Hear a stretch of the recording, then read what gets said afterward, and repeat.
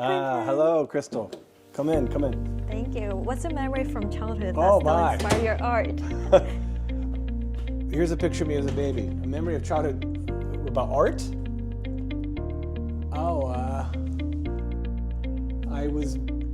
I never thought about, okay. I remember I made a dinosaur out of clay in my art class. And I didn't make it small enough. It was too thick, and when we put it in the kiln, it blew up. That's my first memory of art. Yeah. What's the first thing you do when you wake up? Oh, brother. These days, I go back to sleep if it's Julie's turn to watch the baby, or I go watch the baby, or feed the baby. But generally, the first thing when I wake up, sadly, most people look at my phone. I hate to admit it. Yeah. Coffee. What inspires you the most when creating? We could talk about that later. I think there's a lot to say. I'm inspired by the creation and the finishing and the potential. Yeah, we'll talk about these pages because they're more about that. But what inspires me? Possibility. Possibilities. Yeah, that inspires me. How would you describe your art in 3 words? Jeez. Well, experience.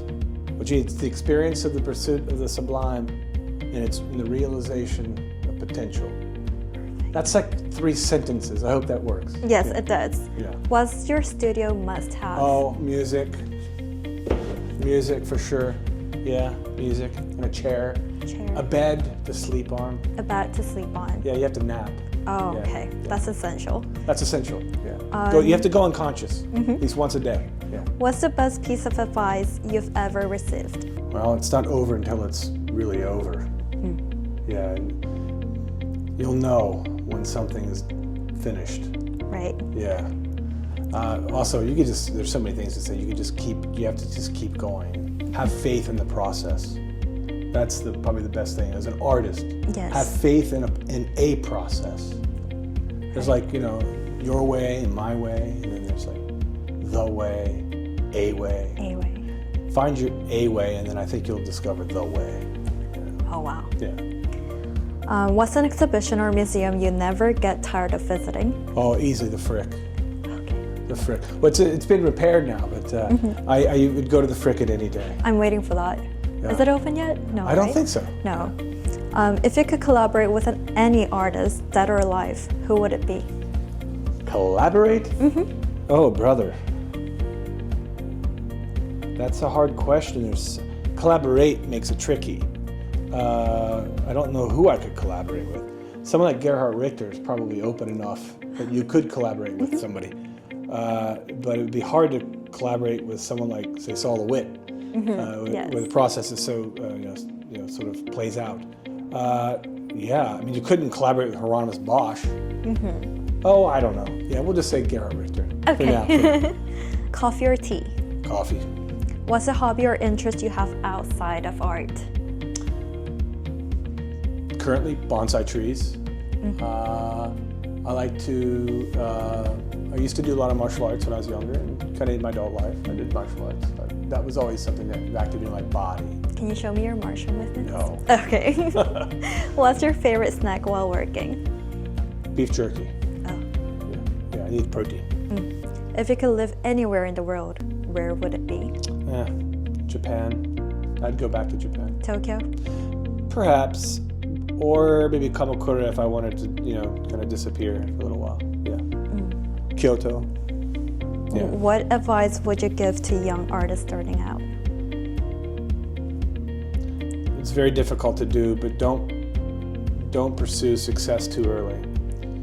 I think it's to have a career too young, to get pigeonholed in something that's just developing, and it would be detrimental for a lot of people because you have to be able to mature a style and be able to change. And if you get too impatient and you get pigeonholed, you kind of paint yourself in a corner. So be patient and allow the process to take over. Yeah. And if you're too focused on something in the future, you'll lose the present moment. Yeah. Is that good? Okay. Old art handler trick. Be careful.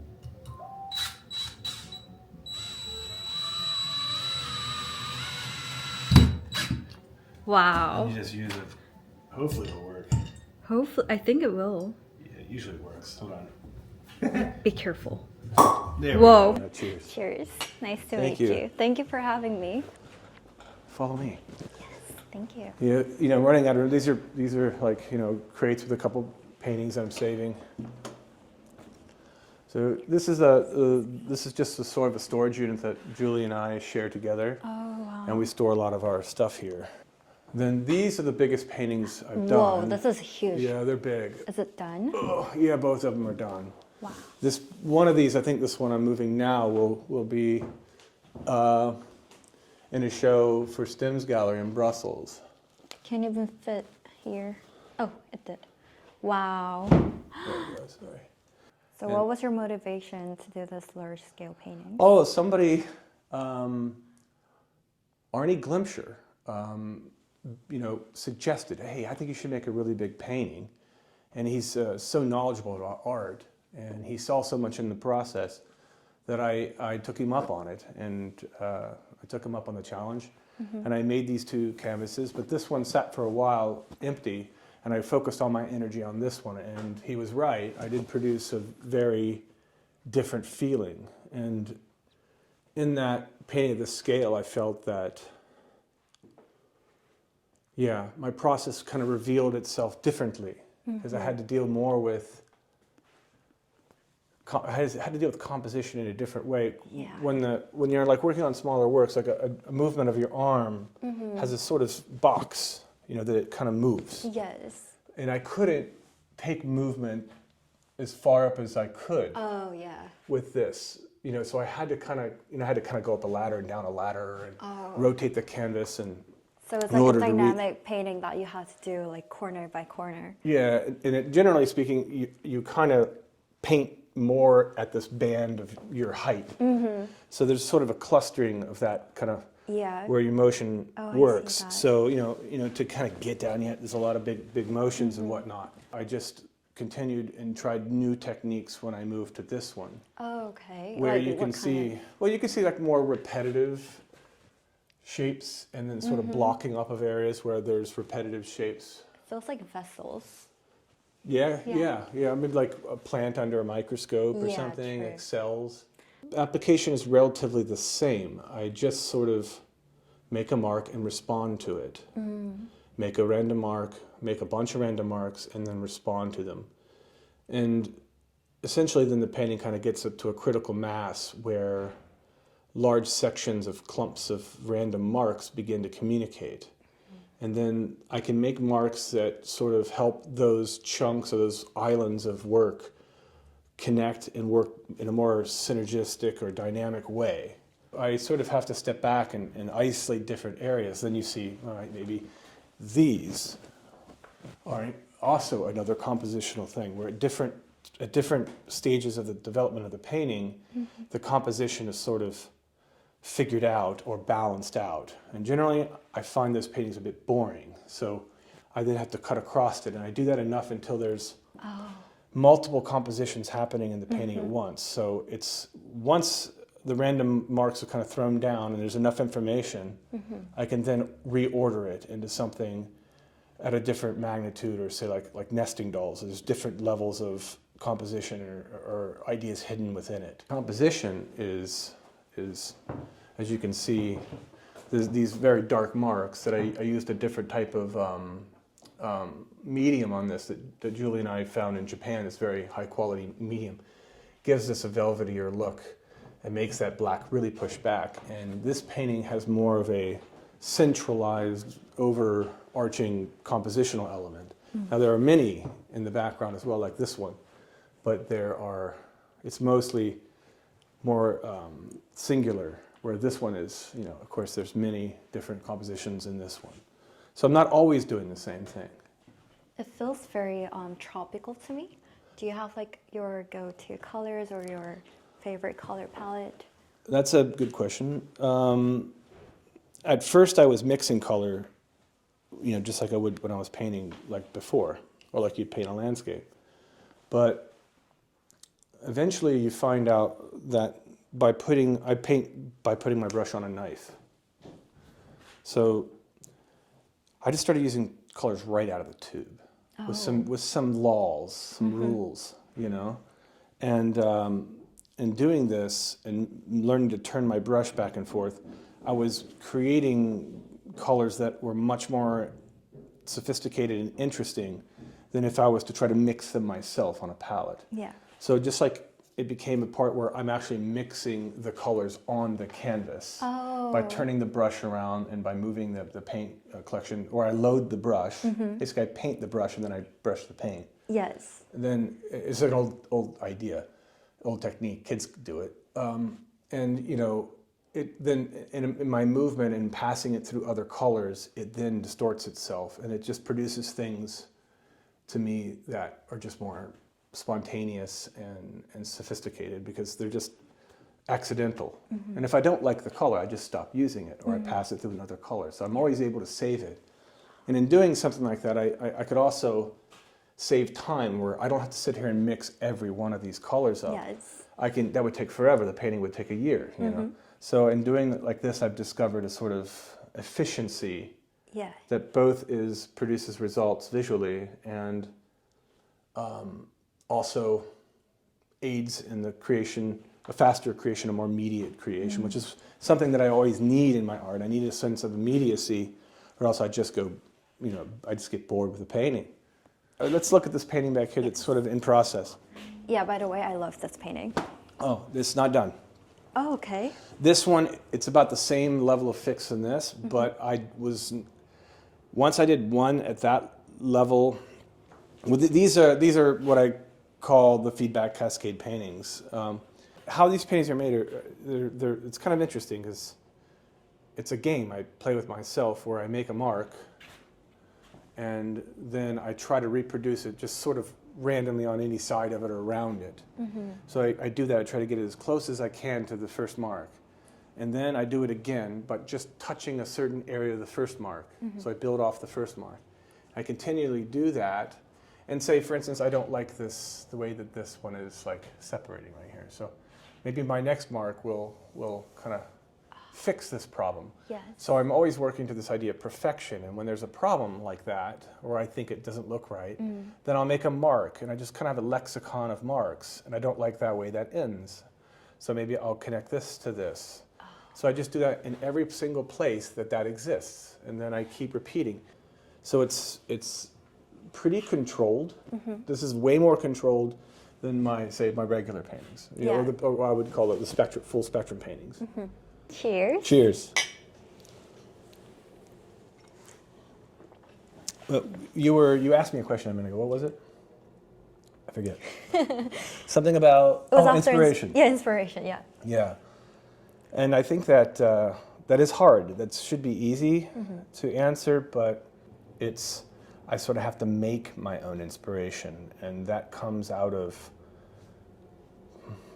regrettably long, tedious work times where a lot of information is added to the painting or accumulated, and then I can then start to find inspiration in the potential or the possibility that's there, and then I get excited. Yes. Then I was, okay, all this work that I did in the past that has not led up to much right now, I can then use that energy. And I think that's when it starts to get interesting. It also starts to get dangerous because you can really paint over months of work. Oftentimes, the composition is still activating around something that's no longer there, right? Yes. So it couldn't have come out any other way. So even though you've painted out a huge section of the painting or the work, there's still evidence of what was once there. That's inspiring. We could put it in like Jungian or psychological terms. We could say that, to leave a painting, make a painting in such a way that the viewer is ready, like really ripe for a projection, or the painting is capable of holding a projection, right? And that's why I've always shied away from, work. This is about this, or this is about this. Although ultimately, I'm doing it now, right? I'm describing, but I want it to be, people they want to hold something. They want to know, right? Yes. Frequently, this is about this is about this. But it's tricky to give someone a painting that is so slippery. Yeah. Yeah. But I think that's what lasts longer and that's more interesting. And I think it grows with the individual. Yes. Like I've grown with the painting. And I've developed these out of years of other things. All the sculpture that I ever did is in this. The music that I did was in this. So everything that you are is the painting, and that's inspirational. Right. Yeah. I'm sure in 100 years, like historians will try to figure out what this actually means, but when they travel back, they'll know that. Yeah. Well, yeah. I mean, then we have to even consider the idea that maybe it doesn't matter what the artist meant. Right. Yeah. Or maybe we have to separate the artist from the work, and I think that's been a constant talk, or going back to people who maybe weren't the best of people, who made great work, or people who had questionable morals, Yeah. who made great work, Caravaggio or Gauguin or whatever. But that aside, I think the painting living on its own as its sort of autonomous thing is a fascinating subject. It speaks for itself. So, and I also want to talk about your past experience where you lived in Asia, the countries before. Yeah. Well, I did. I lived in Japan for 2 years. I visited in '97 for the first time, and it really left an impression on me. And I knew that I was eventually going to return there. It's funny because that time that I lived there, it's now quite in the past. It's like 17, 18 years ago I moved there. 18 years ago, I think. Wow. Something like 17 years ago, maybe I moved there. And that's a long time ago, and I'm still talking about it. That's how much of an influence some event and a kind of something at that period of time can have. But I just graduated with a degree in sculpture from the Art Institute of Chicago, and I immediately moved to Japan. Oh. So it was I didn't burn a lot of bridges, but I sort of just cut all ties. Yes. And then suddenly it was this lost soul. And that's a brave act. It was very uncomfortable, but it marked the transition from my sculpture practice into what would later become the painting practice. I mean, I did have a couple, I had some shows in Japan, and I had a show in Hong Kong, and then I did do sculpture, but I was exploring photography and collage and video, because it's Japan, your room is small, you can't keep materials, I can't make big paintings. Yes. And it wasn't until I made the transition out of Japan and that I started working for the artist Saul LeWitt, doing the wall drawings in Mass Mocha, and then later worked for LeWitt with what you call a master draftsman, and Sachiko, and I worked with her around the world. We traveled to Italy and Korea, and we did LeWitt's around the States as well. And I really made the transition to painting with that. But going back to Japan, being isolated, having a complete identity crisis, it really gave me ample time to think about who I was and what I was doing. And also enough time to build up enough anxiety about not making art. Yes. That it made me realize I needed to continue to tie movies into art. Julie and I watch a lot of movies. I've been a big movie buff. Oh. I love film. I love that kind of narration, and film to me is a great accumulation of sound, visual. It's got theater acting in it. Time is in it. Music is in it. Everything sort of meets there. Yeah. And I think that when I'm making art, I am thinking about each piece in time, right? How it's going to develop, because when you're reaching a sort of arc in a movie, where it's okay. This is where the things are. The multiple storylines are coming together, right?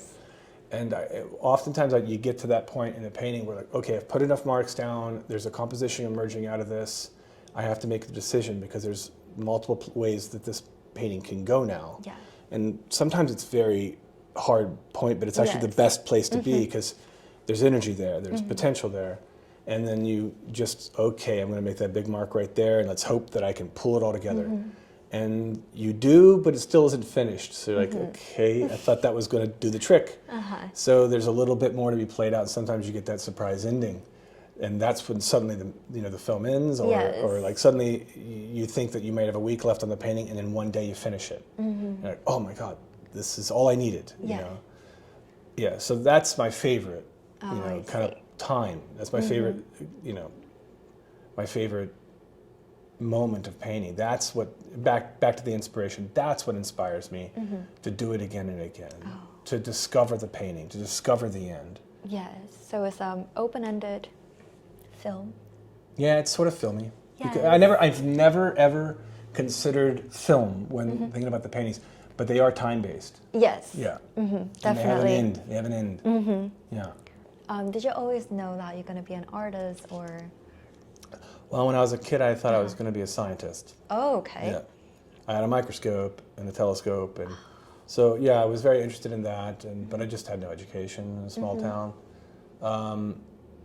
Also, I think I was just not primed for that kind of linear thinking, and I can remember making very, very, very elaborate environments for my toys to play in. No, okay. Yeah, and I grew up in the woods, you know, in a very, very nature-oriented place. So I had lots of place to explore, and I think that openness, and you know, anything is possibly a weapon or a robot or a monster. You know, every tree you can fight, and I feel like that led itself to we're always wanting to look and explore, and I think that's what led me into just, you know, moving into art. I can remember seeing my first abstract art in my early teens or preteens, and knowing that it must be important because we're in a museum, knowing that people are standing in front of it and not understanding it at all, and that bugged me. And I can remember those were the first ideas, like, I need to know why this is important. I need to know why I like this, you know. Yeah. And I think those first ideas when I went into undergrad, which is a small town into a bigger city in Ohio, Columbus, Ohio, and then just being thrown in and seeing all of this information, I was just overwhelmed. But that idea of discovery, exploring, has never stopped. So, in a sense, I've been an artist since I was born. But in art was the way that I could manifest it the most immediate way and share that experience with other people. It could have been music, it could have been acting or something, if I was in a different place in time. But I think that's what the paintings are at best about. Yeah, sharing an experience with other people. This one I'm clearly still working on. Be careful.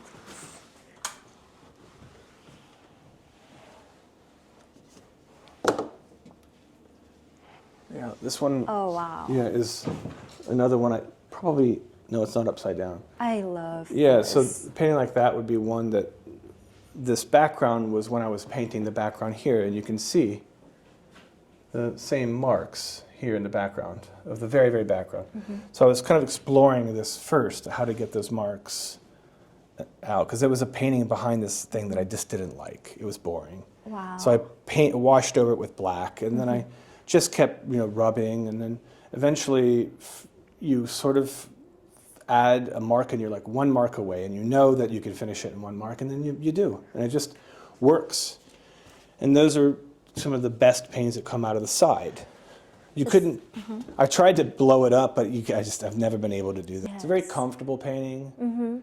It's still wicked in its, you know, feeling, but it's also kind of oddly peaceful at the same time, or calming, which is the weirdest effect, or refreshing almost, to have such a, you know, sort of a pointy, sharp, jagged form produce a composition that feels airy and sort of, almost it feels sensuous. like after you walk through the thorns, it's going to be a bright future. In the end. I like that. Yeah. Yes. Yeah, where like, of course, this was just, I had washed this painting with, and it was, I was painting this painting at the same time I was painting this painting. I just had a very bright orange background that was at different colors. I thought, well, I'll do it again, but I didn't. I just sort of walked, and every time I did the first marks, I left the background wet. Yeah. So they blended in with the background. And then I washed over it again, and then I did it again and again until I pulled out. Wow. And it stayed as dark as possible. But of course, this took time drying time, because if you keep going, it'll just gray out even beyond recognition. Do you paint with acrylic paint? Never. Never. Never. It'd be impossible to do this with acrylic paint, or very difficult. Wow. Because the paint has to stay activated long enough. Yes. Acrylic would dry very fast and very permanent. You know, this painting emerged out of having another painting, which is not in the room with it right now, where I used the brighter colors until they faded out. Yes. And then this painting became more of an accumulation of the end of the painting when the paint was starting to get too muted, too gray, gray. But I just kept accumulating just that moment, the end of another painting. So it kind of led to this really gray, cloudy, smoky, smoky painting with a weird energy, like a. You know, somebody had said to me once that you can turn any like art historian book upside down, and if you'll notice that all the paintings look very good upside down. Oh, so because I heard a lot of artists, they actually paint rotating the canvas. I have a mirror here, see? So sometimes I'll use this mirror to look at the painting. To look at the painting and backwards. And, yeah, so that's smart. Yeah, so in doing that, then I can kind of see the composition. And then I rotate it. I even sometimes take pictures of it on the phone and mirror it, and just to see, or I zoom in and out. Because I think the painting should work at all scales, right? Yes. All levels of resolution, from it being like a postage stamp to you being kind of right up in it. And I think to me that's a painting that's very well done and very well balanced.